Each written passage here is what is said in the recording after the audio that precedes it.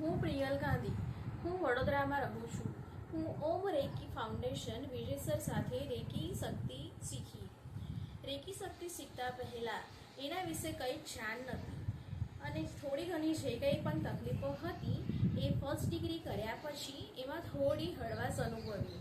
પછી સર જોડે કોન્ટેક્ટ થતાં થોડું ઘણું વધારે જાણવા મળ્યું અને સેકન્ડ ડિગ્રી રેકી શીખવાની વધારે ઉત્સુકતા જાગી.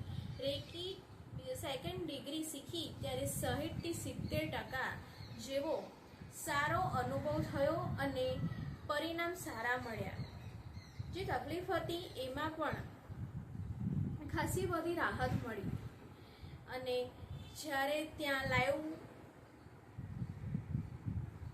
થર્ડ ડિગ્રી જ્યારે કરી ત્યારે અમને ત્યાં લાઈવ જે અનુભવ થયા એ ખૂબ જ અદ્ભુત હતા અને ખૂબ ખૂબ ખૂબ મજા આવી અને નવા નવા ટાઈપના મેડિટેશન શીખવાની ખૂબ મજા આવી.